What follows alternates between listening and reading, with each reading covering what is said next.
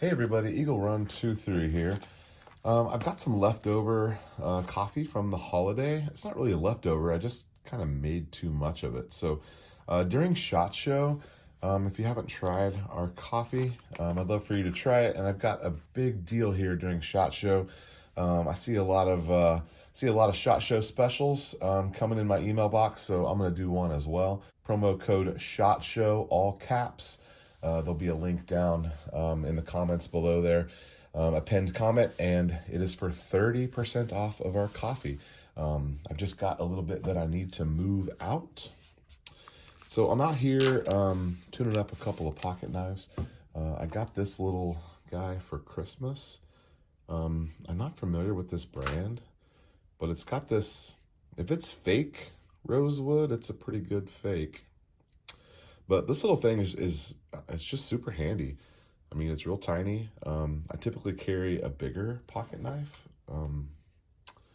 something quite a bit bigger, but this is a Schrade that I've had for years and years that I use all the time. But this thing came super sharp, and it has been my letter opener and box opener here, and it needs a little tune-up. And then I got an email. I'm on some of these crazy email lists. Got an email, top off your preps checklist. I love checklists, and we've done several checklist videos in the past before here. So let's do one more checklist here while we touch up these knives. So this is a top off your preps checklist, and I thought you guys would enjoy it. So the first one here, fill up your refrigerator supplies. I think that mostly means probably like some of those like refrigerator staples. I don't really think it means like groceries. I think it probably means like butter and I don't know, ketchup maybe. I'm not for sure. But fill up your refrigerator supplies, and then you've got fill up your freezer supplies. We went through and cleaned out our garage freezer over the holiday break here, and found I had a bunch of room in there and I had a bunch of junk I needed to get rid of. So we topped off our freezer here in the last couple of weeks. Pantry supplies. Boy, that could really mean just about anything, but going through the pantry, for me, that usually means rotating stock and making sure that that we're shopping from our pantry when we're making dinner plans for the week. So top off your pantry, and then pet food. We recently are trying a Chewy pet subscription because it always seems like, so the problem for us is my kids feed the dogs, and then they don't tell you until you're out of food. And so you have an empty food tub and a hungry dog, and you're forced to run to the store. And then it kind of makes it hard to have extra because you're only buying what you need, and you never really have extra. So this is soaking in here while I'm talking. This is just soapy water that I have in a spray bottle here. I find it a little bit more convenient than like trying to soak these. Just kind of spraying on what I need instead of having to have a bucket and soaking them. Let's keep going here. Canning supplies. I don't do any canning. I'd like to, but that's just confusion says no for me. Water. So we keep quite a bit of water, and we also use water bottles. We're water bottle people. So we keep quite a few extra cases and then I rotate those out and we use the old ones, so on and so forth. And then Per Dave Ramsey, have $1,000 cash ready to go. I'm a huge proponent of the cash system. I don't currently use it, but it was instrumental for me and my wife when we were first starting out, buying a house, and she had a little bit of student loan debt. I thankfully had none. And so going through there and doing Dave Ramsey was huge. If you haven't done Dave Ramsey, do Dave Ramsey before you do any checklists. But he says have $1,000 in cash ready to go. It also goes on to say here, small bills are best. Right now, you can't really get hundreds. You don't see very many hundreds. But the way inflation goes is 100 might be small bills. They're gonna have to start back printing those $500 and $1,000 again here. Fully charge your power bank. So when I got to this part of the list, it made me realize that like this was maybe like a top off your preps, like there's a blizzard coming, or there's an imminent threat coming, or one of those kind of things. Because if you're charging your power cells, I mean, you should probably always have those charged. So I don't know. I was a little confused as maybe what this list exactly was. My wife and I use a power block as a part of our daily life. We're charging at home in our cars, and then while we're out and about, we have a power block in our bag. So definitely recommend you have one of those. Both of ours are both solar powered as well. So if it goes dead and you need it, you could charge it from the sun right there while you're charging your phone. And then make sure your phones are charged. I don't know why that's on here. Keep your phone charged, people. And then fully charge all handheld radios. So I went through and did that last night, actually. Tablets, whatever. Cordless tools. Probably not a bad idea. Most of us who have like cordless tools probably have like a battery or two on the chargers, and then like one in the machine, and like you just probably rotate them. So I don't know how you could, unless you had extra batteries like somewhere, I don't know. But that's probably a good one. Rechargeable flashlights. That's a big one because a lot of our flashlights that we're using now in our systems are rechargeable. They don't take batteries.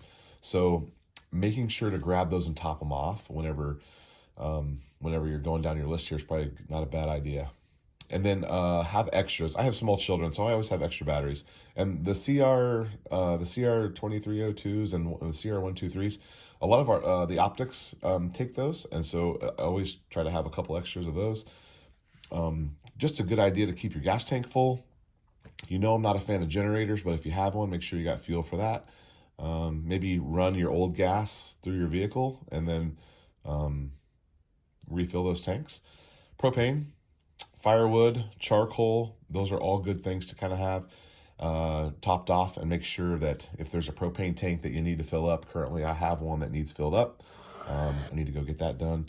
Paper towels, toilet paper, this is all hygiene, laundry detergent, baby wipes, extra bleach, just good things to have on a list here. We don't really use candles, but I have a supply of candles. Medications. Thankfully, I don't take any medication, and so I don't have to worry about prescriptions and that kind of stuff, but I know that's a really big deal for some folks, and so you always want to make sure that like you're planning ahead and you're not down to the end. And I also know sometimes like you can't get a refill and like you have to see a doctor and all that. That's a mess. Praise the Lord, I'm not taking any prescription medication. Morale booster. I actually laughed when I saw this. Morale. Cigarettes, alcohol, other stress relieving supplies. I recently quit chewing tobacco. I quit Copenhagen. Yeah, so that's good. And then sweets and comfort foods, self-defense ammo. Hey, we made it. Our favorite item is here at the bottom of the list. Self-defense, ammunition. Fill up your ammunition. I think a lot of us are probably, this is like, all this other stuff is like nothing, and then right here, bam, I'm so good on that. I've got so much ammo. I'm all filled up. So this is your excuse to go fill up on ammo, because you probably don't have enough. And then oil changes, wipers, blades, car batteries, etc. This is a good one just in general. You need to take care of your stuff. We need to make sure that our people are taking care of their stuff. This is a financial issue. One, it's expensive to do this kind of stuff. If your car doesn't need it, it's not an emergency, preventative stuff. But we all know in the long run, just taking care of your vehicle in the long run, taking care of your vehicle is the way to go.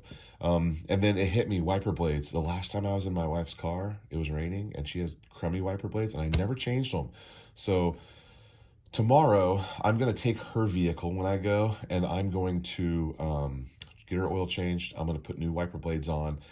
She got a new battery about 6 months ago, and then I put new lights, tail lights in her car recently as well. So her car should be in good shape. It's easy for me to do mine while I'm out and about, but I want to make sure I have her car situated as well. So she went to the store with my daughter tonight, and I I text her and said, hey, what's your oil change? And she doesn't drive very many miles, so she's only driven like maybe like 500 miles since it was changed, but it's overdue on the date, which I don't know what your opinion on that is. I don't really go by the date. I pretty much go by the miles. On my car, I will never hit the date. I will be at the miles long before I'm at the date, but she doesn't really drive very much, so may have to get an oil change twice a year just in order to stay up on that instead of waiting till I get to the 5,000 miles. It might take her a couple years. So anyway, enjoying tuning up this knife here. I'm going to finish this up here real quick, and we're going to jump over to, what do we have here? 400. Let's go to 1,000. Let's go to 1,000 grit here. And then I'll show you how sharp we got this little guy here. Oh, that's smooth. I might do a couple before I switch. That stone is dry. It's kind of worth it to do a couple.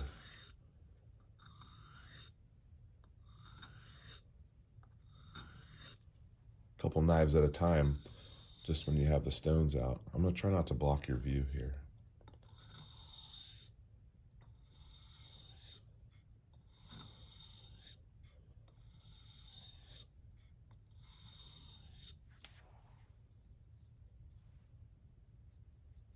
Oh yeah, it's shave sharp. Let's see how it goes here.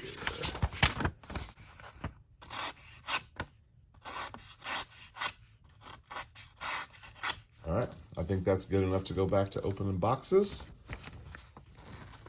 I don't know what kind of steel that is. I don't know that it's a expensive knife, but I have sure enjoyed it. And the lockup is super. There's no wiggle at all. I like the little wood right there. I don't have anything like this. But that's been really enjoyable. All right, Eagle Run 2-3. Thanks for watching.